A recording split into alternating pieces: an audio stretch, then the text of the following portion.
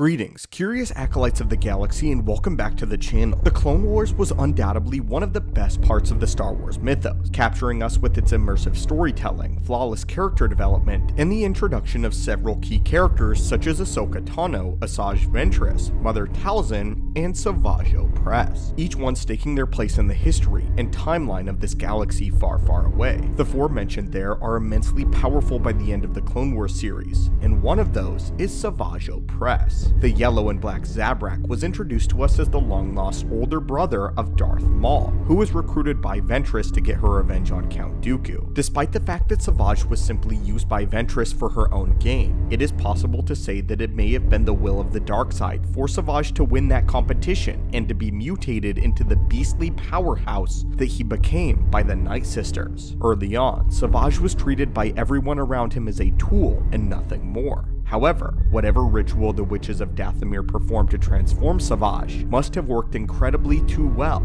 as very soon as he began to show his potential within the Force was exceedingly high, and as Dave Filoni has actually stated, his potential in the Force was higher than that of Darth Maul's. So how powerful was Savage Oppress exactly? Well, come along with us today, students of the Force, as we break open yet another holocron and analyze the skills and powers of Savage Oppress and see just how powerful he truly was. Before his transformation, Savage was already an extremely strong individual. Although having grown up in a tribe living off of the Dathomir land, he was a fine warrior and a skilled hunter. Savage outlasted the other members of his tribe in Ventress's test and even stood his ground in some capacity against Ventress herself, someone who was not only trained by the Jedi, but also received Sith assassin training from Count Dooku. Once he was brought back to the Night Sister Coven, they performed a curious ritual that transformed Savage into a Frankenstein beast. We do not know what exactly Mother Talzin did to him, but based on the little information that we do know, she must have invoked the powers of the Fanged God to enhance his Force potential, maybe by increasing his midichlorian count, or perhaps by simply awakening some dormant power that already existed within him latently. As a quick recap, the Fanged God was one of the two deities worshipped by the Night Sister Coven, said to appear as a black gargoyle. The Fanged God essentially represented strength, power, cunning, and the hunt. Obviously, the Fanged God, as they refer to him, is the sun, one of the ones of Mortis and the representation of the dark side. The other deity that the Night Sisters worshipped was the Winged Goddess, who is actually the daughter and the light. Anyway though, it's by drawing upon these energies of worship, as well as Force energy that dwells within the very veins of the planet of Dathomir, that the witches get their magic. So by invoking the powers of the Fanged God, or the sun, Mother Talzin channeled the powers of strength and power into Savage directly, mutating him within the dark side like the Sith alchemists of old in the ancient Sith order, and basically made him into a war beast like the ancient Sith would have done long ago.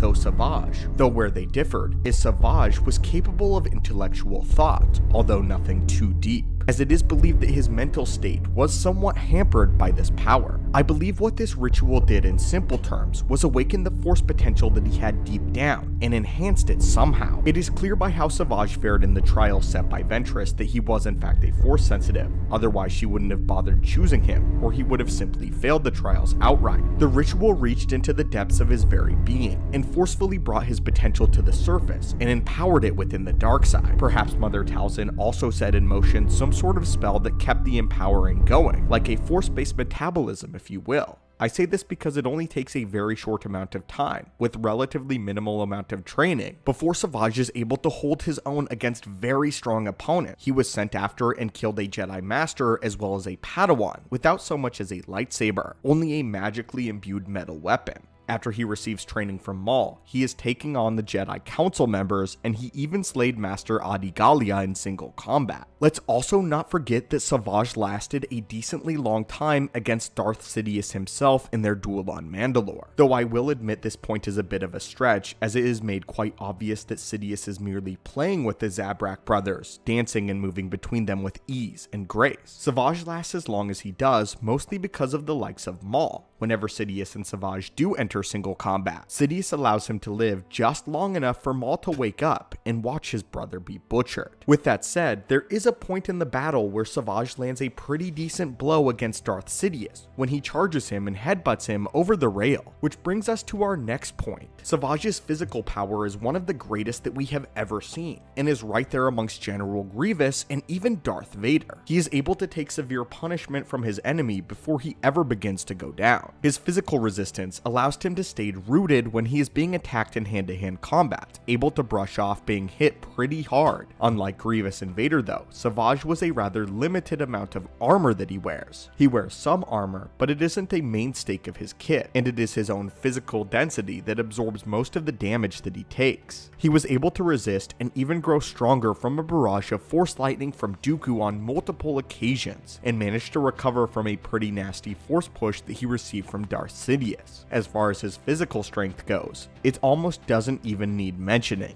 He wields his saber staff with immense power, using pure kinetic energy and brute strength to batter his opponents to submission. I would say that Savage Oppress embodies the very concept of Gem So Form 5 as a lightsaber form, although I would say that Savage Oppress does not formally have training in Gem So, and he is simply using this because of his own instinct. But now, let's get in the meat and potatoes of any Force wielder, and that of course is their potential in it. After his training with Dooku, Savage was able to take on Anakin as well as Obi-Wan at the same time, and give them quite a bit of trouble. Though when Ventress used him to turn on Dooku as they fought him together, Savage was not strong enough at the time to really even get close to the count, as Dooku continued to use Force Lightning to keep him down. At the time, Savage even conceded that Dooku was too powerful for him. But after so much pain and commands from Ventress, Savage entered a rage where he was able to break both Ventress's and Dooku's Force wall, lifting them off of the ground in a Force choke. A feat like this being executed against someone like Dooku is practically unheard of. Think about it. There are a few times we see anyone break Dooku's Force shield. Not even Anakin was able to accomplish this more than ever once or twice. The only other person we have seen that has been able to really do this is Darth Sidious. That means that the only 3 individuals to break Dooku's Force shield are of course Darth Sidious, Anakin Skywalker the Chosen One, and Savage Oppress. If that gives you any idea where Savage's latent potential lies. Again, it was stated by Dave Filoni in an interview that Savage actually had more potential in the Force than that of Maul, and was likely to become even stronger than Darth Maul given enough time. Now it is important to mention that this includes the notion that Maul's potential was cut down whenever he lost his lower half,